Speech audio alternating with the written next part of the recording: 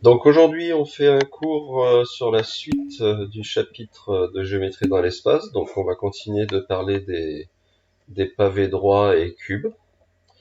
Donc au cours de la semaine dernière, on a vu ce que l'on appelait la perspective cavalière, c'est-à-dire le fait de se représenter les pavés droits et les cubes pour visualiser le relief, la trois dimensions. Euh, Là aujourd'hui, on va déplier en fait ces pavés droits et ces cubes pour travailler ce que l'on doit tracer si on a envie de construire un pavé droit ou un cube. Est-ce que vous savez comment ça s'appelle? Normalement, vous le connaissez. Est-ce que je vais tracer sur une feuille pour ensuite découper, plier et construire? Comment ça s'appelle?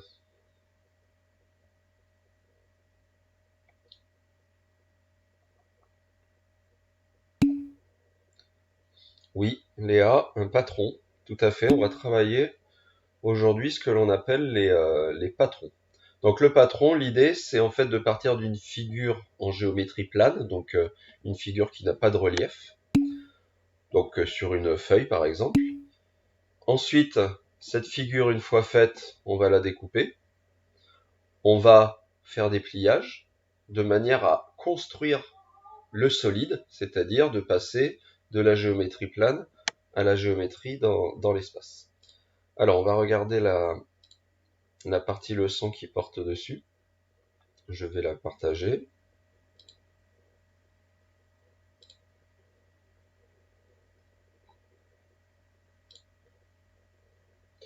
Voilà, on zoome.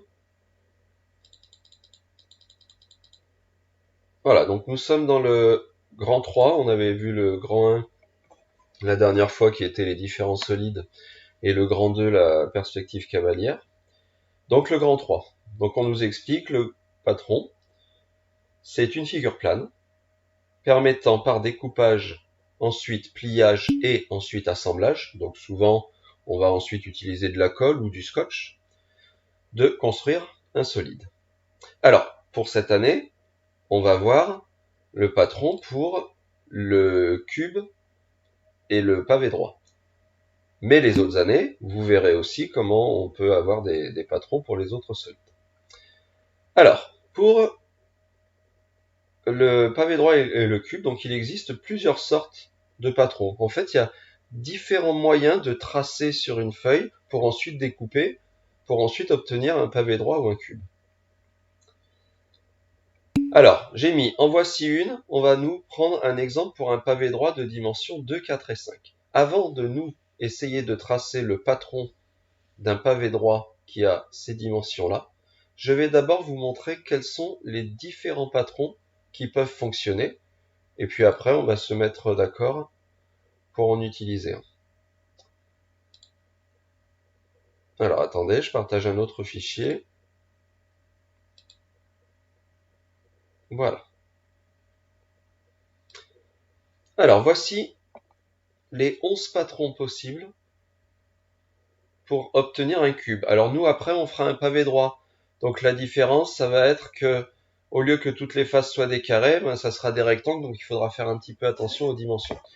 Donc, on va pas tous les détailler, mais juste pour vous montrer un petit peu les différents patrons qu'ils peuvent construire. Donc ça veut dire que si je trace ceci sur une feuille, et qu'ensuite je découpe, en pliant le long de chaque segment, ici, en faisant tous ces pliages-là, j'arriverai à construire un cube. Pareil pour celui-ci, etc. Alors, les plus connus, et qui sont les plus pratiques à se souvenir, c'est le 2 et le 5. Ok. Alors, regardez le 2, il est très simple à se souvenir, ça forme un T. L'idée, en fait, c'est d'avoir 4 faces alignées, et les deux autres faces restantes, je les mets à un bout. Donc alors là, on les a mis en haut, mais on aurait très bien pu les mettre en bas, hein, ça serait le même patron si je faisais un demi-tour. Eh bien, il suffit, voilà, la cinquième et la sixième face, de les mettre l'une en face de l'autre, soit tout en haut, soit tout en bas. Donc voilà un premier patron qui fonctionne bien et qui est facile à se rappeler. L'autre patron, c'est celui qu'on utilisera dans notre exemple de la leçon, qui forme une croix. Donc là, on retrouve les 4 faces alignées. Et là, la 5e et la 6e face sont de nouveau l'une en face de l'autre, mais pas au bord. On les met ici, ou bien on peut les mettre en dessous. Ces 2 patrons, c'est souvent les plus simples à se rappeler parce qu'ils sont faciles. On sait qu'il y a 4 faces alignées, voilà, et on sait que les 2 autres faces, elles sont l'une en face de l'autre. Donc c'est assez pratique. Mais après, il se trouve que si on regardait précisément tous les autres patrons, ils peuvent très bien convenir. Voilà. Donc nous, on va travailler sur le patron 5 et pour avoir un petit peu plus de place, on va le faire en le penchant horizontalement. On va lui faire une petite rotation là de 90 degrés, un angle droit vers la droite. Et donc on va essayer de faire le patron comme ça. Donc l'idée, nous, ça va être d'avoir un patron de pavé droit qui sera à peu près comme ça. On aura 4 faces horizontalement. Et puis on viendra mettre une face au-dessus, une face en dessous. Donc nous en leçon, on va faire un patron comme celui-ci. Par contre, on va pas pouvoir le faire trop rapidement, il va falloir réfléchir, parce que nous on va faire le patron d'un pavé droit. Le pavé droit n'a pas toutes les mêmes longueurs pour les côtés des faces. Ça veut donc dire qu'il va bien falloir réfléchir à quelle longueur on met pour chaque face.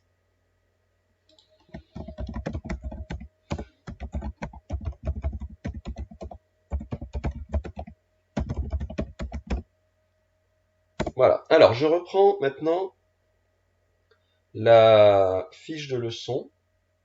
Donc là, je vais remettre la fiche de leçon. Et on va essayer de tracer le patron du pavé droit qui est demandé. Donc je remets notamment la fiche de leçon pour revoir les bonnes dimensions. Donc regardez. Nous, ce que l'on veut, c'est à la fin, quand on aura fini le patron, qu'on l'aura découpé, plié et assemblé, que ça nous donne un patron avec ces dimensions-là. Alors il faut savoir qu'un pavé droit. Un pavé droit a 3 dimensions. Il a une première dimension, on va dire que c'est la longueur, une deuxième dimension, si on visualise le pavé droit, c'est la hauteur, et puis la troisième dimension, ça serait la profondeur. Mais il y a toujours 3 dimensions pour un pavé droit. Alors, ce que l'on va faire, je vais dessiner juste en petit pour qu'on se repère un pavé droit construit, donc en perspective cavalière, pour qu'on puisse se repérer un petit peu.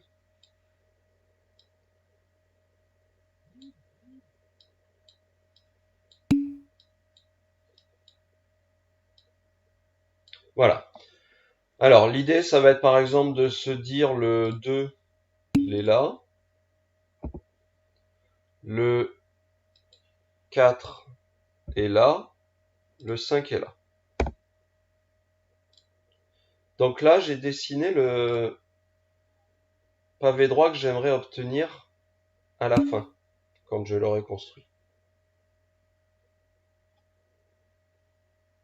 Attendez 2 secondes, parce que pour ceux qui ont des problèmes de son.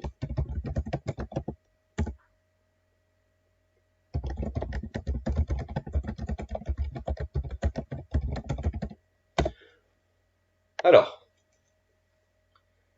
on va partir, en fait, le patron, faut qu'on parte d'une face. Donc on va faire simple, on va partir par exemple de la face qui est devant. La face qui est devant, on la voit bien telle qu'elle est, c'est-à-dire c'est un rectangle qui fait 2 par 4. Ce qu'on va faire, c'est qu'on va se dire, alors attendez, je vais aussi, pour qu'on puisse le visualiser, dessiner ce à quoi va ressembler le patron à la fin. Moi, on a dit, on veut un patron qui ressemble à peu près à ça.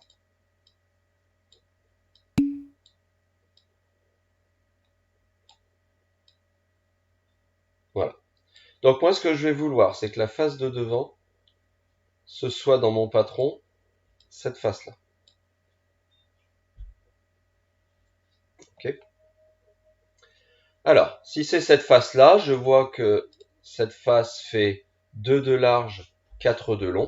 Je vais donc déjà dessiner une face qui fait 2 de large, 4 de long. Voilà ce que ça donne à peu près. Puis je vais mettre les dimensions pour qu'on puisse se repérer. Donc là j'ai pris 2, là j'ai pris 4. Ok. Alors maintenant, j'aimerais que quelqu'un me dise, regardez la flèche que je vais montrer, quelles sont les dimensions de cette face-là, sachant que cette face-là est un rectangle. Il y a donc 2 dimensions, largeur et longueur. Dites-moi, cette face-là, que je vais vouloir donc tracer ici, quelles sont ses dimensions? Aidez-vous du pavé droit entièrement construit. Dites-moi quelles sont les dimensions de la face que je vais dessiner à droite. Alors, on me propose 2 et 5, donc 2 de large, 5 de long. 2 et 5, pour l'instant, les deux premières réponses, vous êtes d'accord? 2 et 5, d'accord, vous semblez tous d'accord, et c'est très bien. Alors, on regarde, sur le pavé construit, là, si ma face de devant, 2 et 4, je l'ai tracée, la face que je vais faire à droite, c'est celle qui est ici. Celle qui est ici, je vois qu'elle va avoir pour longueur 5. Mais la largeur, comme elle va venir se coller à l'autre, c'est aussi 2.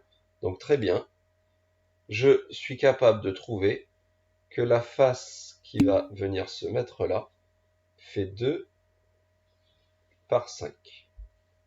Alors le 2, je le retrouve. Ok, là par exemple. Et donc là, j'ai mis 5. Ok.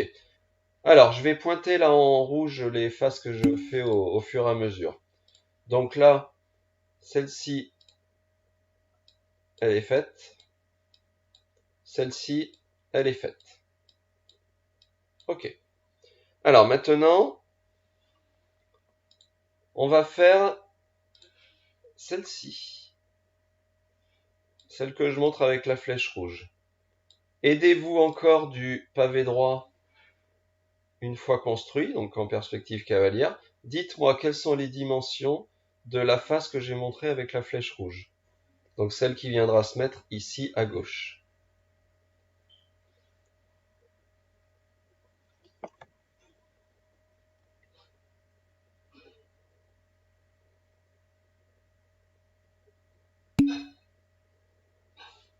Alors, on est d'accord, celle de gauche, c'est celle qui sera sur la perspective cavalière tout à gauche. Alors, on me propose 4 et 5, 2 et 4, 2 et 5. Donc là, pour l'instant, j'ai trois réponses différentes. 4 et 5, 2 et 4, 2 et 5. Ensuite, il y a encore un autre 2 et 5, 4 et 5, 2 et 5. Ok, il y en a un peu plus qui me proposent 2 et 5 pour l'instant, et il y a pas mal de 4 et 5 aussi. Alors moi, en fait, je sais que ça ne va pas être 4 et 5. Pour ceux qui ont trouvé 4 et 5, regardez. Cette face, j'ai envie qu'elle vienne se coller ici. Mais se coller ici, elle va s'appuyer sur ce segment qui vaut 2.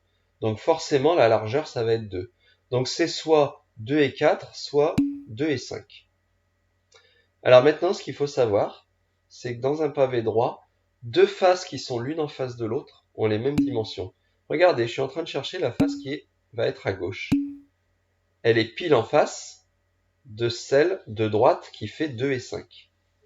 Eh bien, ça veut dire que celle-ci fait 2 et 5, et malheureusement, vous étiez nombreux à trouver 2 et 4. Non. En fait, si c'est 2 et 4, vous allez avoir deux faces qui auront les mêmes dimensions l'une à côté de l'autre. Et là, il ne faut pas. Il faut que ce soit les faces qui sont l'une en face de l'autre qui aient les mêmes dimensions. Donc là, c'était 5. Voilà. Donc là, j'ai fait cette face-là. C'est bon. Alors maintenant, essayez de me trouver la dimension de la face tout à gauche. Comme ça, j'aurai déjà fait les 4 faces alignées. Ça sera fait. Alors, la face tout à gauche, je vous aide. C'est celle qui va venir en pliant se mettre tout derrière. Alors, Dites-moi, à votre avis, quelles sont les dimensions de la face qui va se retrouver totalement derrière?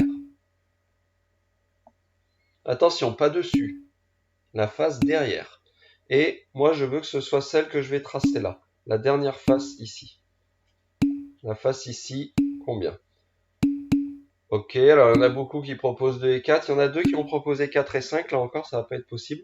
Parce que là, j'ai toujours 2 ici. Donc comme j'ai 2, il va falloir que je reparte de ce 2.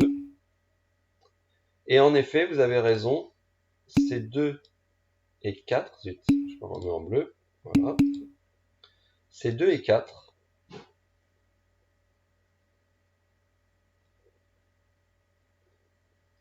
Pour que cette face-là, elle va se retrouver en face de celle-ci. Et elles auront bien la même dimension. Donc là, on vient de trouver les dimensions des 4 faces alignées. C'est bon, j'ai tout ça. Maintenant, qu'est-ce qu'il me reste à faire? Regardez, il me reste à mettre les deux faces, l'une en face de l'autre, là, une vers le haut, une vers le bas. Mais ces deux faces, elles vont partir d'ici et d'ici. Ça veut donc dire que je connais déjà une dimension. Je sais déjà que le rectangle que je viendrai faire en haut et le rectangle que je viendrai faire en bas, il y a une de ces dimensions qui est 4. Est-ce que quelqu'un peut me dire quelle est l'autre dimension? Donc cette dimension-là que je vais tracer là. Combien je vais faire? Un rectangle qui fait 4 par combien? Alors on me propose 2 et 4. 2 et 5 non, je viens de dire qu'il y avait un côté qui faisait 4. Donc on me propose 5, on me propose 2. 2. Ok. Ok, il y en a beaucoup qui proposent 2. Alors je vais vous montrer pourquoi c'est pas possible. Il faut faire attention à plusieurs choses en fait. Regardez, je vais le tracer en rouge. Hein. Je vais faire une erreur en rouge. Imaginons je fais 2. Regardez. Je trace 2 ici. Donc ça me fait un rectangle comme ça. Quand je vais plier, je vais donc découper mon patron, le plier. À ce moment-là, le côté qui est là va se rabattre et venir se coller avec celui-ci. Le problème, c'est que celui-ci fait 5. Celui-ci, vous m'avez proposé certains de prendre 2. Et donc, en se collant, il y en a un qui va dépasser l'autre. Ils vont pas bien se rejoindre parce qu'il y en a un qui sera plus grand que l'autre. En fait, je dois me dire, quand je trace ce côté-là, qu'il va venir se rejoindre avec celui-ci. Eh bien, comme celui-ci fait 5, il faut absolument que celui-ci fasse 5. Et donc, le rectangle, c'est le bon, c'est celui en bleu, il fait 4 par 5.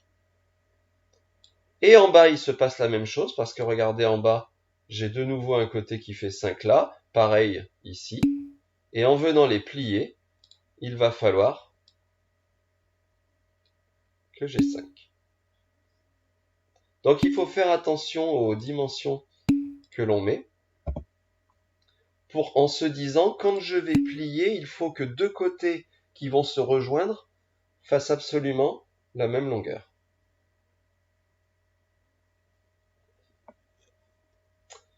Voilà, alors là on vient de faire le patron en entier, hein. C'est-à-dire que une fois qu'on a tout ça, on a les 6 faces qui composent le pavé droit. Et quand on va plier, découper, plier et rejoindre, chaque côté trouvera la bonne longueur. Ce 5 va bien trouver ce 5. Ce 5 va trouver ce 5, pareil en bas. Et regardez, en haut, j'ai 4. Eh bien, ce 4, il va venir trouver ce 4-là. Parce que cette face-là, elle va venir se rabattre. Donc si lui, je le couche horizontalement, cette face, on a dit qu'elle allait venir se mettre derrière, et le 4 va rejoindre celui-ci. En fait, tous les côtés vont bien se rejoindre. Alors maintenant, autre chose. Si j'ai envie de le construire, pour le faire tenir, j'ai deux possibilités. Soit je mets de la colle, soit je mets du scotch. Alors, si je mets du scotch, bah, je fais rejoindre les faces directement et je mets du scotch pour faire tenir. Par contre, si je mets de la colle, il faut que je trouve à quel endroit mettre de la colle. Est-ce que vous savez comment ça s'appelle, ce que je pourrais rajouter à ce patron pour avoir des endroits où je puisse mettre de la colle? Comment ça s'appelle? Je dis que je vais rajouter des... Vous l'avez peut-être fait à l'école primaire, si vous en avez construit. Qu'est-ce que je peux rajouter? Alors des encoches, ouais, c'est un autre nom. Oui, très bien, Lilou, je le vois, le mot. C'est des languettes. Je peux rajouter à ce patron des languettes qui me permettent de mettre de la colle pour ensuite, donc, qu'ils tiennent bien. Alors, je vous montre. Je les rajoute en jaune, par exemple. Je vous montre comment on met des languettes sur un patron comme celui-ci. Alors, déjà, ce qui est pratique, c'est de se dire, ben, les deux faces que j'ai rajoutées là en dernier, je peux leur mettre des languettes. Alors les languettes, c'est comme ça. Voilà, on fait comme ça, à peu près 5 mm. C'est plutôt bien. Parfois, si le patron est un peu plus grand, 1 centimètre. Si je mets des languettes tout autour... Alors quand on vous demande un patron, on vous demande pas forcément de faire les languettes, hein, mais là je vous montre si on a envie de le coller. Si on met des languettes tout autour de cette face et tout autour de la face de l'autre côté, donc les deux dernières faces que j'ai tracées en fait, je vais déjà presque pouvoir faire tenir le patron en entier. Il va juste me manquer une languette qui est soit tout à gauche, soit tout à droite. Donc, par exemple ici. Voilà. Eh bien, ces languettes suffisent très simplement à coller, c'est-à-dire que quand on va rabattre cette languette-là du 5 va se coller avec le 5, cette languette du 5 va se coller avec le 5, pareil en bas. Et là, on avait dit le 4 qui est en haut, il va se coller avec lui, donc ça sera grâce à cette languette. Et enfin, le 2 qui est tout à gauche va venir rejoindre le 2 qui est tout à droite quand on va plier, et grâce à cette languette, ils vont pouvoir se coller. Voilà, donc si vous avez un exercice qui vous demande un patron, on ne vous demande pas forcément de faire les languettes, mais je voulais vous montrer à quel endroit on met ces languettes pour pouvoir coller. Maintenant, on peut très bien aussi construire en mettant du scotch, et dans ce cas-là, il n'y a pas besoin des languettes. Voilà, alors on est d'accord, là je vous ai montré un patron, mais on aurait très bien pu en faire d'autres pour ce pavé droit, d'autres formes, et ou bien en partant d'une autre face. Par exemple, là moi je suis parti de la face qui fait 2 et 4, j'aurais très bien pu partir d'une face qui fait 4 et 5, et dans ce cas-là, je serais tombé sur un autre patron, mais qui m'aurait très bien donné le même pavé droit.